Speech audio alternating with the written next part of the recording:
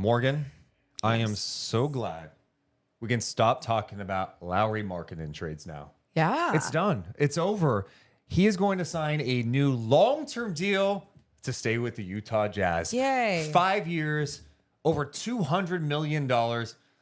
Where Danny Ainge was never trading this guy. Maybe not. I mean, It was he was asking so much to even think about it. He was never going to trade him. well, maybe he was just testing the waters, but maybe, and so just kind of getting a feel about what other teams felt about Lauri Markkanen, and just so then he can end up paying him a $200 million deal over 5 years. I don't know. Morgan, he asked the Sacramento Kings if he could have the rights to the state capitol building. And what'd they say? They obviously said no. I don't think that's their decision to make. Either way, I mean, you're exactly right. Ainge is probably trying to make deals like this where he wants everything, and everyone's like, we can't give you everything. I mean, because then we just don't even have a roster that we can work with. The reality is, according to Shams, Yes. Markkanen wanted to be there long term, and that they had some talks with San Antonio, the Sacramento Kings, and the Golden State Warriors, who, according to Shams, had the most aggressive deal. It featured Moses Moody, Okay.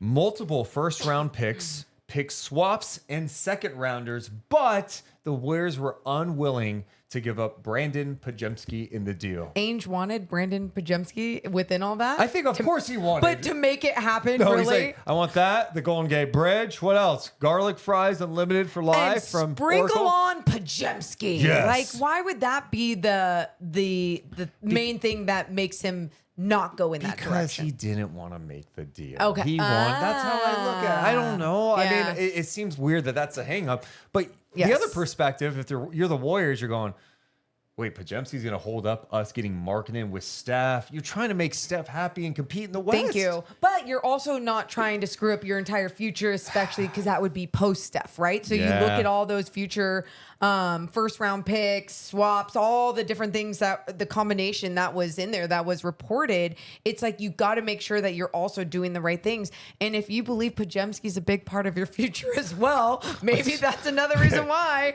I'm going to say, I think the media narrative out there that suggests it was like Brandon Pajemski that broke this deal. I want to go on record and say, I don't buy it. I think it has to do with what you just said. What? It's more about the first. And I think it's like, do we leverage that much to get Markkanen? Is he going to want to stay here on a long-term deal? What happens if it doesn't work and then Steph wants to...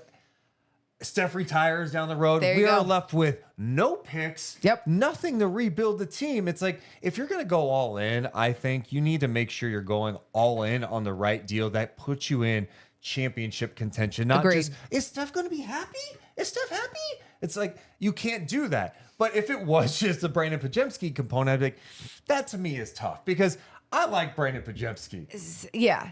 I like Joe him. Lacob loves him. Joe Lacob said at Summer League that he thinks he can be an all-star in this league.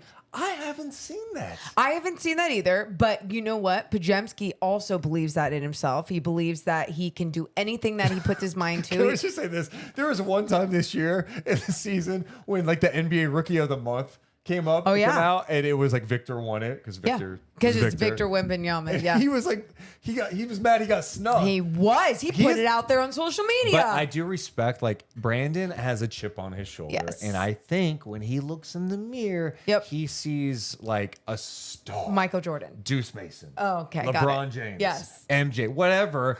He has an immense level of confidence, which I think you need in this league for sure. And there's a reason why he's in the NBA. I think he's been overlooked his entire life. But I guess I'm not saying he can't be an all-star.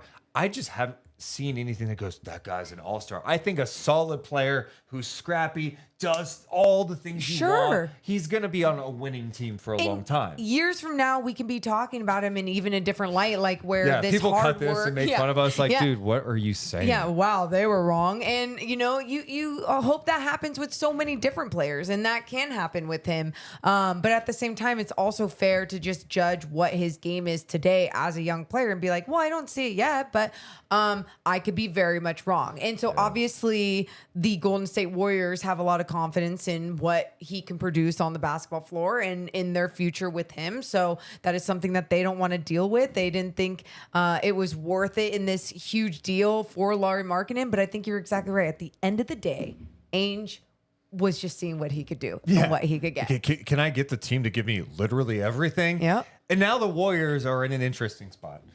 They were a play-in team last year, got knocked out by Sacramento, and now how are they getting better? I think in some ways I don't know if they're better. They're different. Getting Kyle Anderson was a nice pickup for them. I like D'Anthony Melton too. And then Buddy Hield is shooting a little chaotic. I want to be going crazy about Buddy Hield. Hey. But look, having a shooter like him, undeniable. Sure. But they swung and missed when it came to Paul George. Yep. And then they missed on this. And now you look at them in the West and you go, okay, they seem like they're about the same. Like, what's their ceiling? And especially when you're seeing the Western Conference become more and more competitive and better, other teams around the West. So I think that's a fair breakdown of what this team looks like today. I always say you can't count out a team with Steph Curry, but what does that really mean? I still don't see them coming out of the Western Conference, and that's going to be their goal as long as Steph Curry is on their team. By the way, what? No one outside the Bay Area is going to feel bad for the Warriors. They've had plenty of success. I do think if you looked at it from like an optimistic standpoint for the Warriors, you go, hey, last year we dealt with the Draymond stuff. Oh, all right. God. Andrew Wiggins hasn't been good for 2 years. Yep. Like Clay had his contract situation. You go into this season, you have some fresh faces in the fold. Sure. Clay may be gone. That's fine. That's tough, but like you move on. Could Wiggins be better this year? Draymond stays on the floor. Kuminga takes a step. They love Pajemski. If all those things happen, we could win 50-plus games to be a top 6 seed. But you also just said, even with Wiggins, like, could Wiggins do this, this, and this? Isn't there some turmoil with everything that happened with Team Canada and him not being able to play? So you also go, what's going on behind the scenes as well? And Draymond's older and Steph is older. So what does this truly mean? I don't think we know at this moment in time, but at the same time, they've always found a way to stay alive and surprise, but they didn't get that big splash. Now there's still time to eventually make moves during the season, so they can still obviously make some adjustments, and people want to play with Steph Curry and be in that market, and that alone could help them find some missing pieces down the line. Now, from a Utah perspective, I love Lauri Markkanen. A 7-footer, hit threes, like, it's just a fun rebounds, player, right? Yep. Utah was 31-51 last year. A lot of young guys on that team, and you don't necessarily look at them now and go, hey, man, well, they're going to take a step. They kind of look like they'd be probably about the same unless some young guys take a step, especially in this Western Conference. There's an argument out there that maybe you just make a trade like this because you just go into tank mode with the 2025 draft that's supposed to be nasty with Cooper Flagg and so many other players.